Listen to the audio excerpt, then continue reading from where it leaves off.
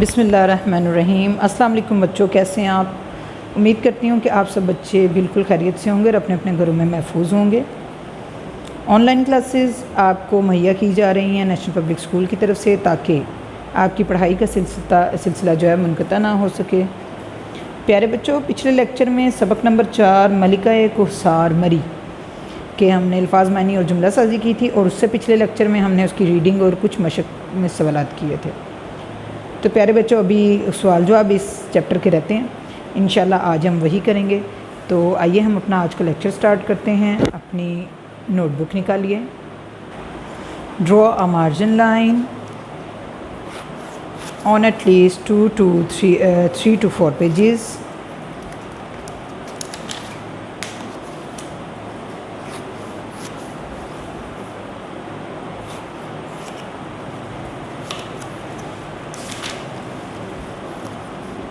Draw a topic line. Write topic here. عنوان،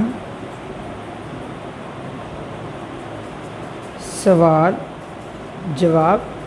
یہ پیچھے ہم نے، یہ آپ کو یاد ہوگا، یہ سبق نمبر 4 ملکہ کوہسار مری، یہ اس کے الفاظ معنی اور یہ جملہ سازی کی تھی، اور یہ ہے ہمارے آج کا ٹاپک ہے سوال جواب۔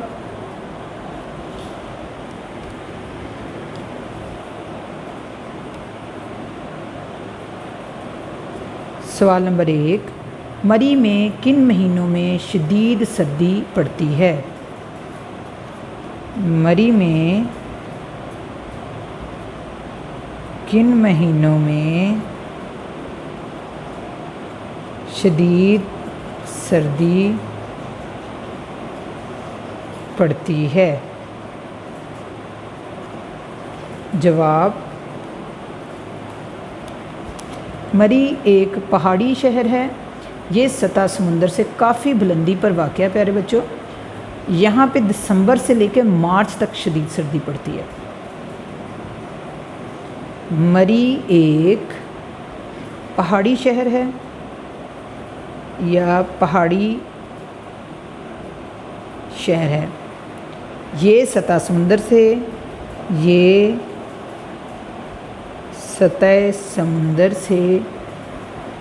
کافی بلندی پر واقع ہے۔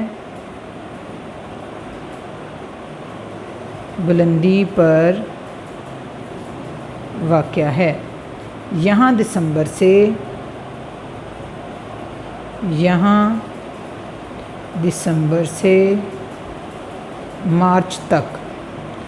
مارچ تک شدید سردی پڑتی ہے۔ مری ایک پہاڑی شہر ہے، یہ سطح سمندر سے کافی بلندی پر واقع ہے، یہاں دسمبر سے مارچ تک شدید سردی پڑتی ہے۔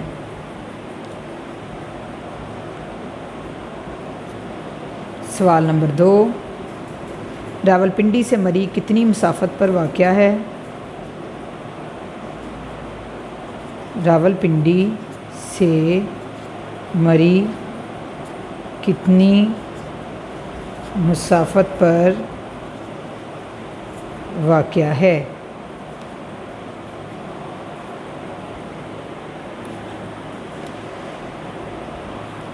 پہاڑی علاقہ ہونے کی وجہ سے جو مری ہے اس کا راستہ کافی دشوار گزار ہے، لیکن اب حکومت نے راولپنڈی سے مری تک باقاعدہ سڑک بنا دی ہے، جس کی وجہ سے راولپنڈی سے مری 1-1.5 گھنٹے میں پہنچا جا سکتا ہے، کیونکہ مری راولپنڈی سے تقریباً 60 کلومیٹر کے فاصلے پر ہے۔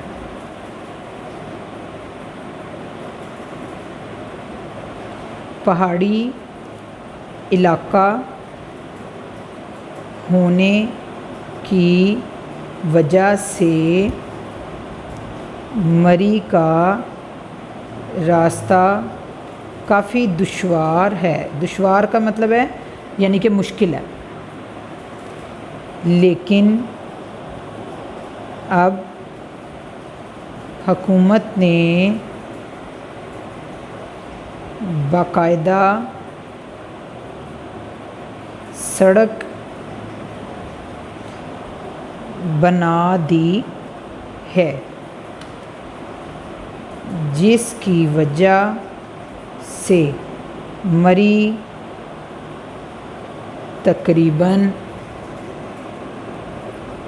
1.5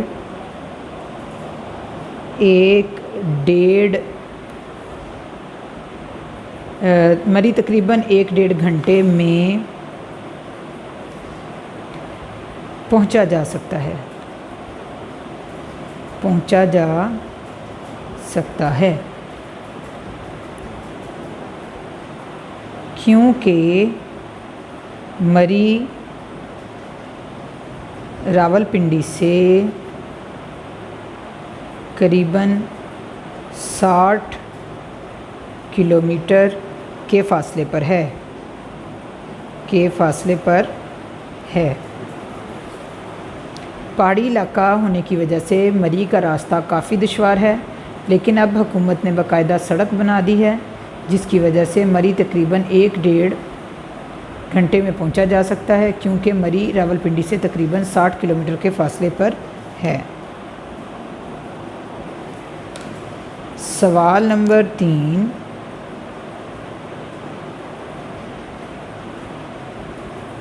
پاکستان کے مختلف علاقوں کے لوگ کب مری کا رخ کرتے ہیں؟ پاکستان کے مختلف علاقوں کے لوگ کب مری کا رخ کرتے ہیں؟ جواب: پاکستان کے مختلف علاقوں کے لوگ گرمی پڑتے ہی مری کا رخ کرتے ہیں۔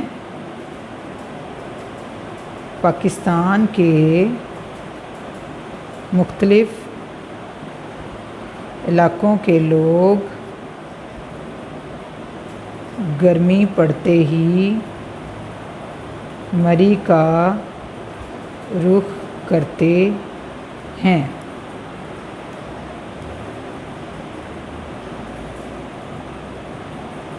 سوال نمبر 4، مری سمندر کی سطح سے کتنی بلندی پر واقع ہے؟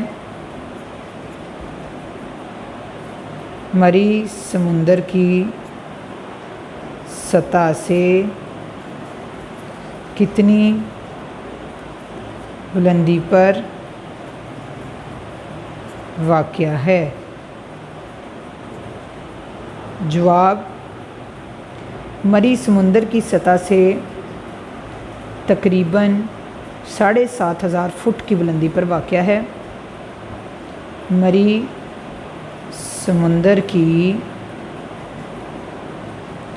سطح سے تقریباً 7,500 فٹ کی بلندی پر واقع ہے۔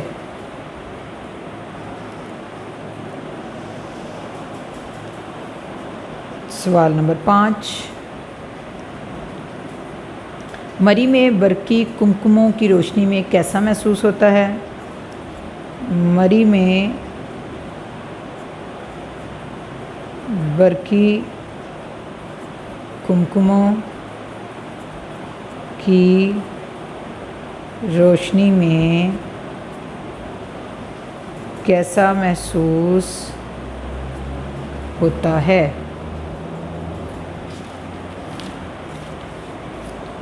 جواب: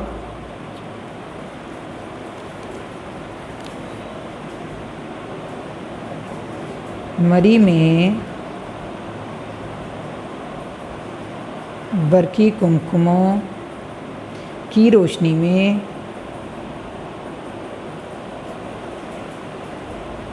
یوں محسوس ہوتا ہے جیسے آسمان سے ستارے زمین پر اتر آئے ہیں۔ مری میں برقی کمکموں کی روشنی میں یوں محسوس ہوتا ہے جیسے آسمان سے ستارے زمین پر اتر آئے ہیں۔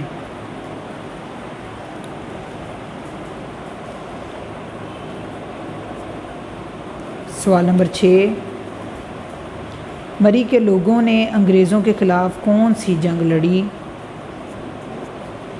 मरी के लोगों ने अंग्रेज़ों के ख़िलाफ़ कौन सी जंग लड़ी? जवाब, मरी के लोगों ने अंग्रेज़ों के ख़िलाफ़ गोरिल्ला जंग लड़ी। मरी के लोगों ने अंग्रेज़ों के ख़िलाफ़ गोरिल्ला जंग लड़ी। मरी के लोगों ने अंग्रेज़ों के ख़िलाफ़ गोरिल्ला जंग लड़ी।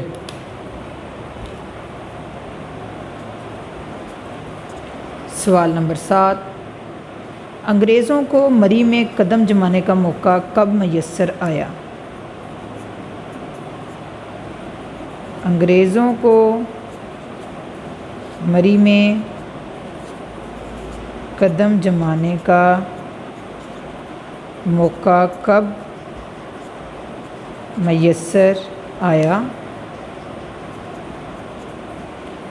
जवाब, बरे सगीर पाको हिंद में 1957 की जंग आज़ादी में मुसलमानों को नाकामी हुई तो अंग्रेज़ों को मरी में कदम जमाने का मौका मैसर आया। बरे सगीर पाको हिंद में 1857 की जंग आज़ादी में मुसलमानों को नाकामी हुई तो अंग्रेज़ों को मरी में कदम जमाने का मौका मैसर आया। बरसगीर पाको हिंद में 1857 की जंग आज़ादी में मुसलमानों को नाकामी हुई तो अंग्रेज़ों को मरी में कदम जमाने का मौका मैसर आया। सवाल नंबर 8,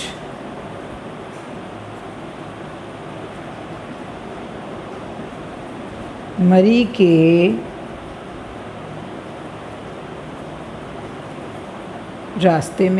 के रास्ते में कौन से दरख्त हैं? कौन से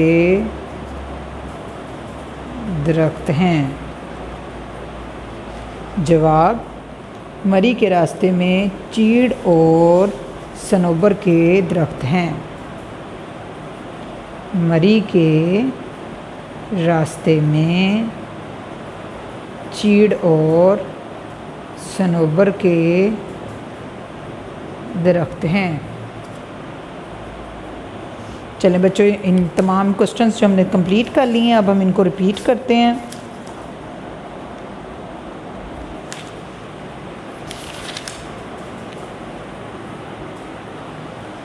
सवाल नंबर 1, मरी में